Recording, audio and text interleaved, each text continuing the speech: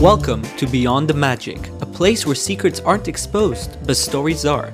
Every 2 weeks, we sit down with magicians from around the world, from rising stars to legendary names, to explore the minds behind the miracles. This isn't about learning tricks, it's about meeting the people who make us believe in them. This is Beyond the Magic. Welcome back to Beyond the Magic, the podcast where magicians don't just share their tricks, they share their journey. Today's episode is incredibly special. We're coming to you live from the House of Illusion in Salou, Spain. And our guest is someone whose future in magic is already lighting up stages around the world. At just 14 years old, Harry Merlin Piper has accomplished what many dream of. He's a multi-award winning magician, a standout on Spain's Got Talent, and most impressively, the Magic Circle's youngest magician of the year, an honor only given every 2 years. He was born into a family of performers. Harry's life has been immersed in magic from day one. And just this past week, he competed in FISM 2025 in the illusions category, turning heads of magicians worldwide. We're thrilled to have him here to talk about his creative journey, creativity, performing at the highest level, and what it's like growing up inside a place just like this. Let's go Beyond the Magic with Harry Merlin Piper. What? Yay! Oh my gosh, Harry, is that safe? Yeah. What? Hello. How are we doing? We're doing great. How are you doing, my friend? Bit hungry. Okay. Give me a second. What? Okay. Ready. You've eaten? You ready? Born ready? How are you doing, my friend? How are you doing? Good. Yeah. Nice to see you. Thank you Nice. so much for doing this. This is exciting. Let's have a sit down, actually. Let's sit down. What an intro to our podcast. Never been done before. No? No. They're usually done online. This is the first time we're bringing this podcast all the way somewhere live. And Harry, how long have we known each other? Like, it's not too long, right? 2 years? 3 years? 4 years? I think 4 years.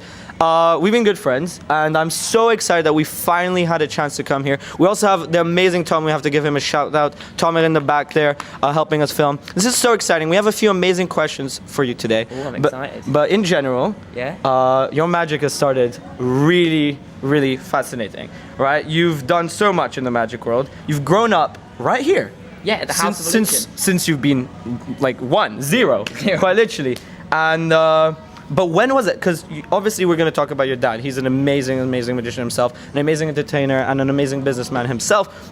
But what was like the first moment that made you realize like you want to do magic? Was it your dad? Was it here? Like how did it like start? So, I'd say, well, firstly, when I was born, I got put on stage straight away because like my dad loves magic. But it actually wasn't this House of Illusion. Really? So we've had this House of Illusion for 9 years, but we've actually had 3 House of Illusions. So we've had this one, then we had another one before that was smaller. And then we had another one that was even smaller than this. And see, I was born at the start one. So the first day that I was born, I think the second day I was born, he brought me straight on stage.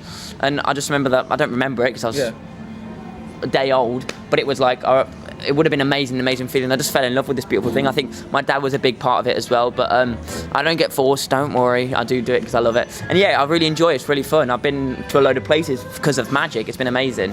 No, that's amazing.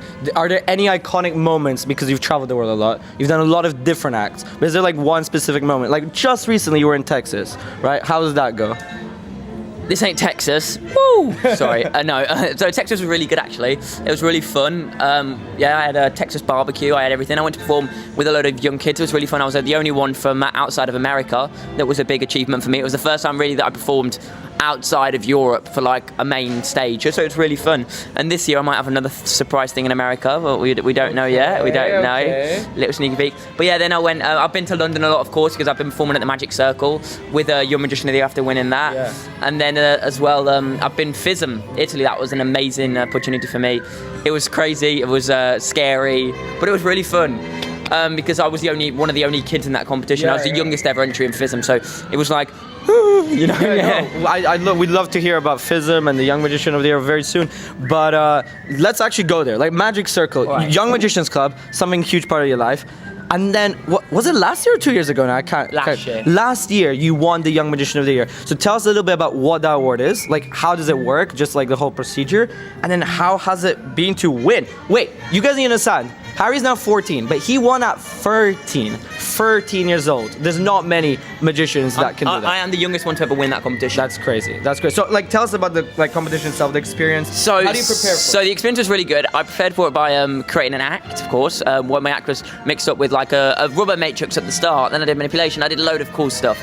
But see, yeah, the act was really fun to do. I did it with my dad, of course. He helps loads. He's amazing. Thanks, Dad.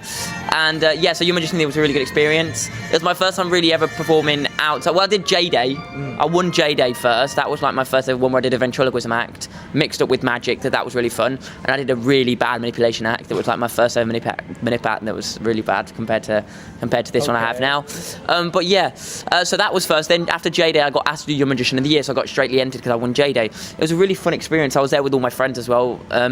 Rafty, Killian, they're all there. We're having a good time together, performing together. And I really, about winning, it's always, of course, to win is really cool, but I loved being there with everyone performing. Like, we did a show for an audience. We did 2 shows, actually, and it was really fun. All the audience were there. My family came to watch me from the UK. That I don't really see them a lot, so it was really fun. Yeah, it's a good experience. My act was made by a lot. It was a weird act, but it was good. Well, I actually had a problem whilst on stage that my mic broke. Okay. In middle of the act. Tell them about that story. Tell them. This is impressive. Really impressive. Hello. Sorry, was the mic broken? Sorry. Hello. Tomo, do we need a mic check? What's up? 1, 2. No, I'm joking. It's just me. Anyways, but yeah, at Young Magician of the Year, I was in the act. I did the start of it. And then out of nowhere, my mic cut out, and it was like, and it was the night it was the show that judges was there. So it was a bit like, so Simon Lipkin, the amazing Simon Lipkin, that was comparing the show that right now is doing Oliver amazingly. He came out and went, "Oh, are you all right?" And yeah, the thing is, like I do manipulation, I had my mic pack down my trousers because I couldn't have it nowhere else. So Simon asked where it was, and as a joke, I went, "It's in my bum," right? And so then Simon had to close the curtains, I had to go backstage, and I started screaming, going like, "Ah!" as a joke, like, and it was really funny. So then, like, the mic came back on, I walked out, I started the act again, and I went, "Oh, you've already seen this bit," and just threw it on the floor, pretty much. No. So it was really funny, and I think people say, "Did I do it on purpose?" Did I? No one will know. No one knows. I don't know. No one will ever know if I did it on purpose or not. The mystery. People say if you did it on purpose, it's really intelligent, but if you didn't, you're a really good improviser. I'm just saying, no one will know. No one will ever know. It was a really fun experience. In my act, in my Young Magician of the Year act, I had a lot of cool stuff. So I started by coming out, saying my name like I always do. Hello. Yeah, I did a rubber matrix. Well, my act was about school. My story about school, like.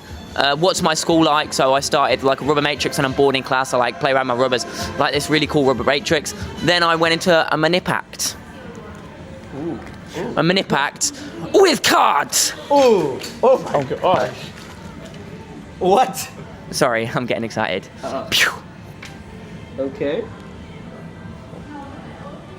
Yeah, pretty much. So that was the manip act with cards. You didn't expect that, didn't you? No, I did not. I have no idea what's happening. I genuinely no idea. I'm loving this. Yeah, I'm loving this too. Fun. But yeah, so I did a manip act. Yeah, that happened at the end. Yeah, and it was a good show. I enjoyed it. You're amazing, Harry. And I do want to take a chance to talk about your manipulation because, again, you're incredibly young for what you do. And in general, manipulation, you don't see many young magicians doing it. Why do you think that is? And, like, do you have any tips for anybody that wants to start manipulation? I don't think, maybe I just don't do it, so maybe I don't know much about where to learn it, but, like, how do you go about starting manipulation? So manipulation, it's an annoying thing because you've got to learn it. Like, it's not the kind of trick that you buy, you read the instructions and you perform. Yeah. And the problem is with manipulation, it's not only knowing how to do manipulation, it's knowing how to perform it without looking like you're grabbing stuff when you should not be grabbing stuff. So manipulation, yeah, it's not an easy thing. If you want to do it, you've got to do it. Like, you can't go 50%, 20%. You've got to go 100%. And like you got to learn new moves and all that. And trust me, I was like going, I was throwing cards on the floor because I was trying like the Macatendo move, the roll down. That's where you grab 4 cards and put them between your fingers. No, you know the one where you go there in your hand. That's one of the hardest moves. Yeah, well, it's one of the hardest moves, and it's really hard to do it with both hands. But yeah, so I learned it with one hand first. It took me about a year to learn it with one hand. It takes people a lot short, but my hands were like so small still that it took me a lot longer. And then for my second hand, it took me about 2 months because I already knew the basics. But it was really frustrating because I was like doing 2 of them, and the last one fell, and I was like throwing it on the floor. It's a really frustrating thing, and I'm the kind of person that gets like I can get frustrated really easily.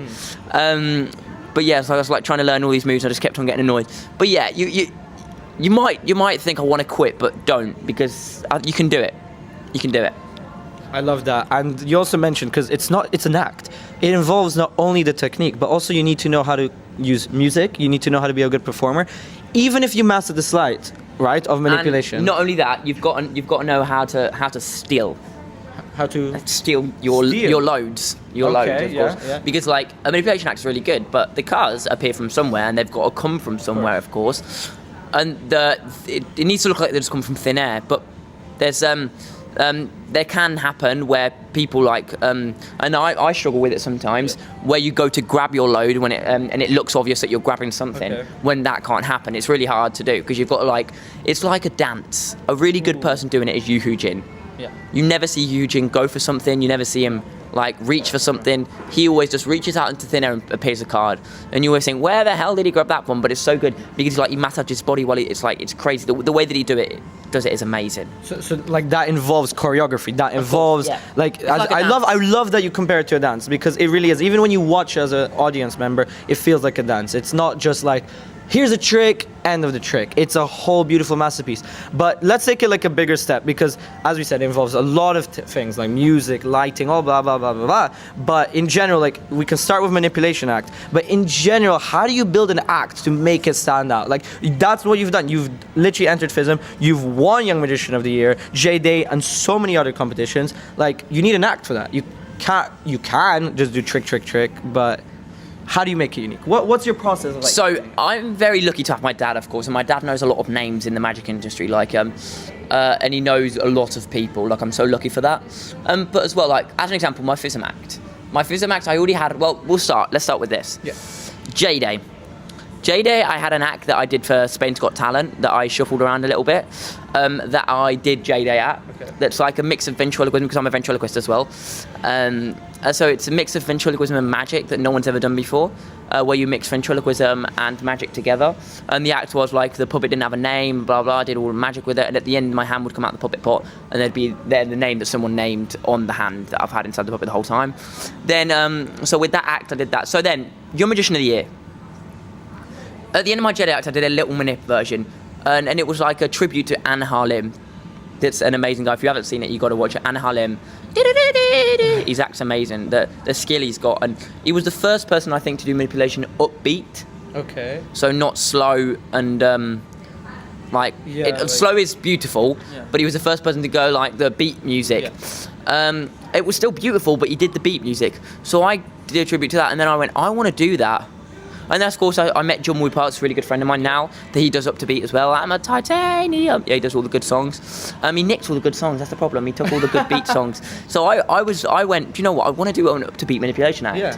So I started searching, and me and Dad found the song of All of the Lights. Yeah.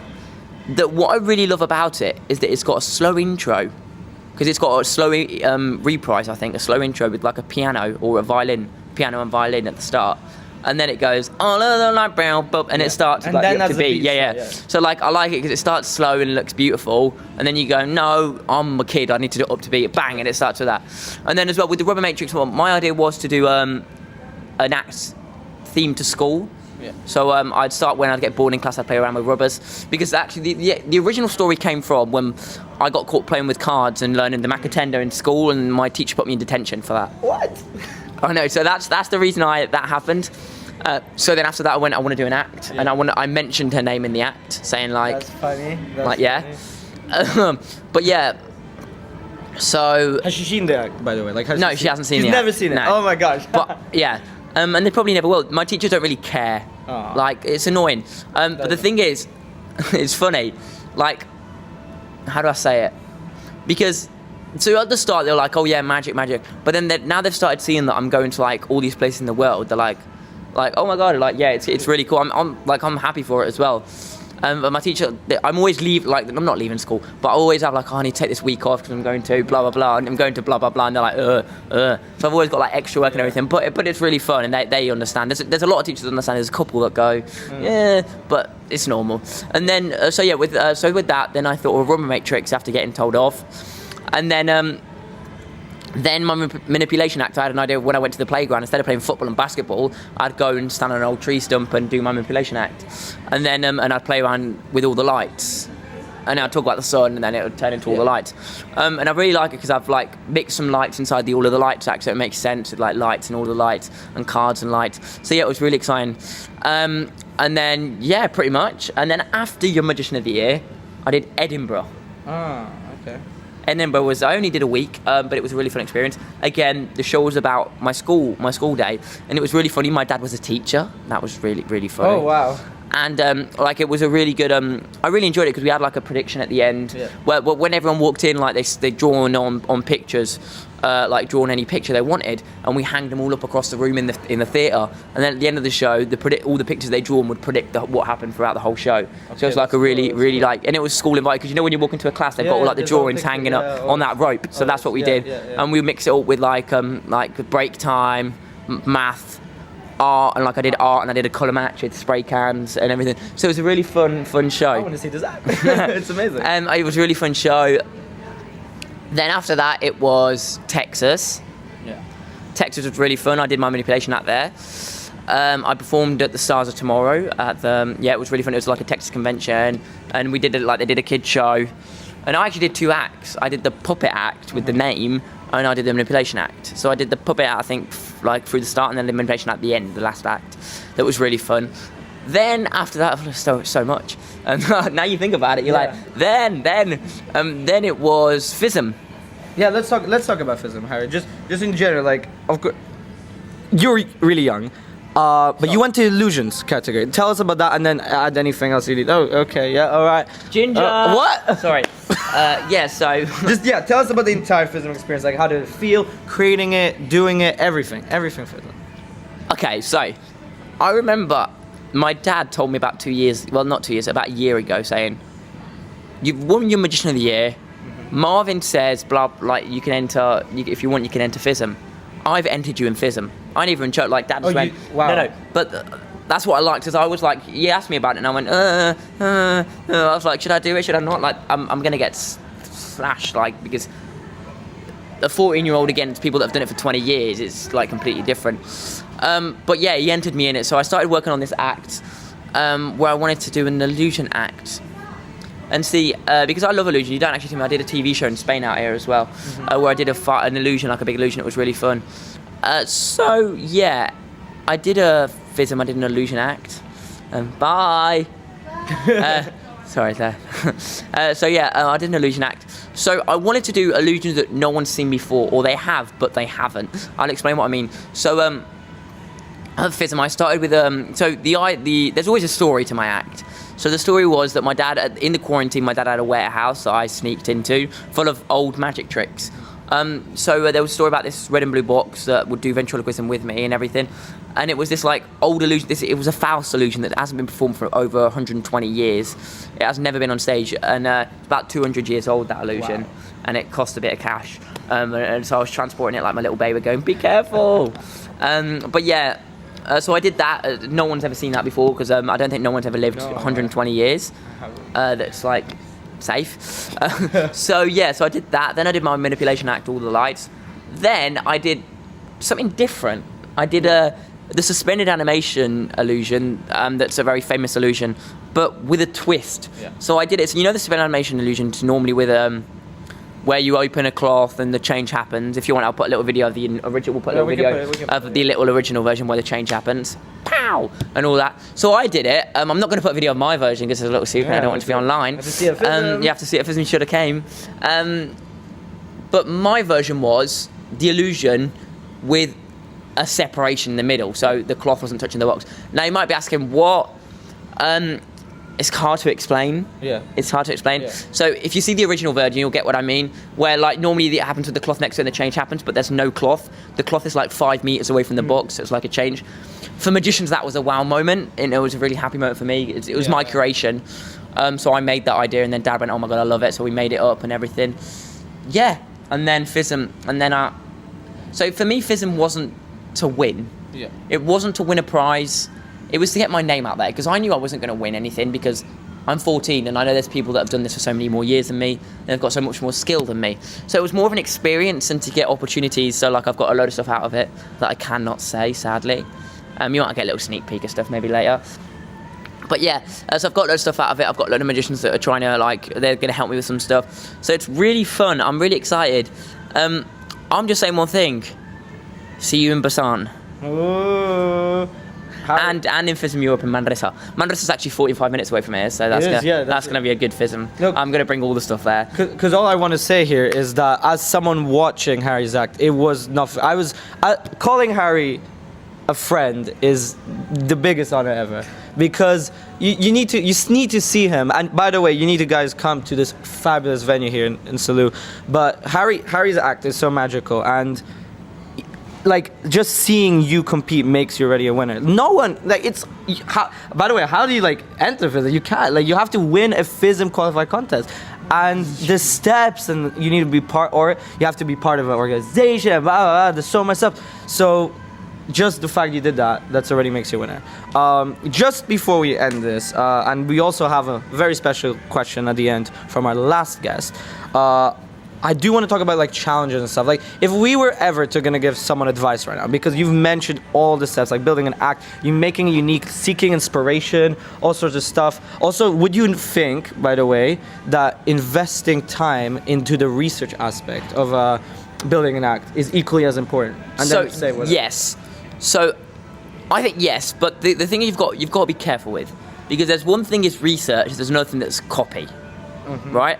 So in the magic world, there's a lot of copy, or there's a lot of copy tricks that people do. And see, I don't like the people. I'm not saying I don't like the person, but it really frustrates me when someone buys a trick. Right? They can buy it, of course they can, but they buy it, they read the instructions, they learn it, but they use the exact same scripting, exact same movement as everything, as everyone else that does it. It really, I think, make it your own. It might be a trick that's out on the market, or anything, or a trick that's great, but it's really famous. But make it your own, change the script, put your own gags in, work on it, change the movement, do it differently. Because as well, when you watch an act, this FISM I've learnt a lot. Good. I've learnt how people light their acts, how people do this, but I'd never copy anyone. You always take inspiration. You never go, I want that, that's what I want to do. No, you go, I like that, but how can I do it in my way? Because if you do it exactly how they are, you'll just end up being, you copied him. And it's not nice. So if you see an act like there were so many amazing acts, Reed Chang, you love the way he did the manipulation with the clocks. All right, if you want to do manipulation with the clocks, do it, but do it differently. There's already a guy that does it like this. Yeah. Do a different move, do something else. It's amazing. The only thing you've just got, don't copy. Don't copy. Don't copy. And that also includes, you said, music, right? Harry, you spent time finding the song that you found that's perfect to you. Obviously, even if someone, I bet, were to copy that song, they would not make it because it fits you. It probably would not fit them. It might, but very unlikely. So I really appreciate that advice. It's your character as well. Depends what your character's like. It's a song better for you, better for not. And another thing is the scripting. Okay. The scripting is very important. There's people that say scripting and they sound like a robot, right? And it's probably because they've learnt the script in a couple of days, or they're doing they're doing a news spot on ITV or something, and they give them quickly a script and go, learn this. The thing is, learning script is hard as well, because it's not easy, and I'm terrible at learning scripts. I take 3 or 4 working days to learn the script, and it's just reading it. But people that learn the script read it, and you can't just read it. You've got to perform. I know it's weird, but you've got to stand in your front room and just imagine that you're on stage with that script and going and doing all the gags, pointing at the wall, pointing at the sofa, going ha ha ha. Yeah. Well, they're not even going to laugh because it's an object. But it's the only way you got to learn your script is by performing it. If not, you're going to sound like if I do my act and go, hello, my name's Harry Merlin Piper, I'm performing. Yeah. But if I go, hello, my name's Harry Merlin Piper, I'm 14, it's big difference. And the audience are not stupid. Yeah. Right? The audience, yes, we are magicians, they don't know how it works, but they're not stupid. You can't, if the show is terrible, they know it's terrible. Yeah. The show is good, they know it's good. If they know that you haven't learned your script, they know you haven't learned your script. If they know that you don't like reading that script on stage, the same as you want to do what you want to do. Always take advice from people and never ignore them, because that advice might sound stupid, but always listen to it. Because there's people that might go, oh, you should have done that instead of that, and you're like, and you're in your head, you're just going, oh, shut up, like that's stupid. But always listen to them, because you might always mix it up with something else or something like that. But always listen to advice, but only take that advice if you think it's better for you. People give you advice, but of course, it's always they give you advice, but you don't have to take it. Sure. But always make it your own, and the scripting, just learn it nicely as performing, and don't learn it as a robot.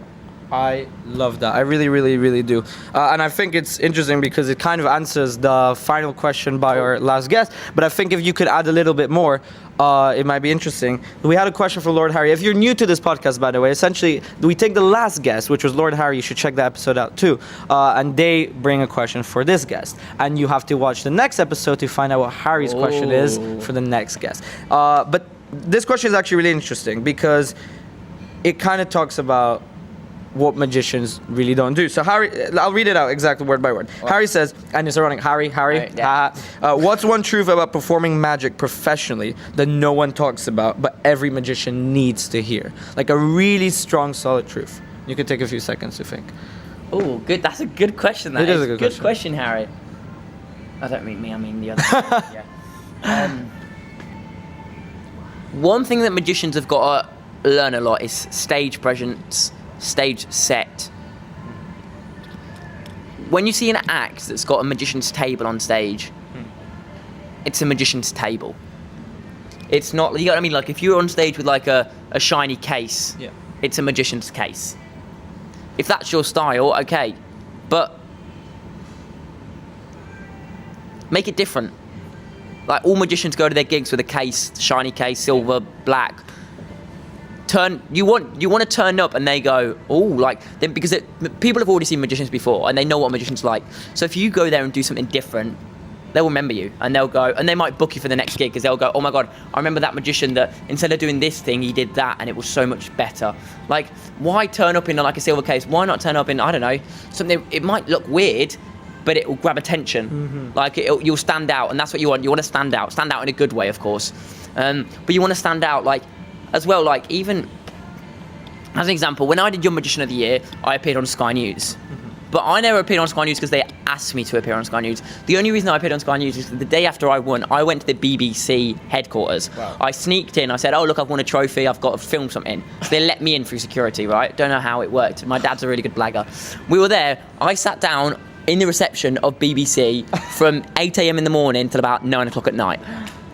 I did magic to Gerard Piqué, the football player. I did magic to Liz Truss, the Prime Minister that was at the UK right now. Oh, like a load of famous people.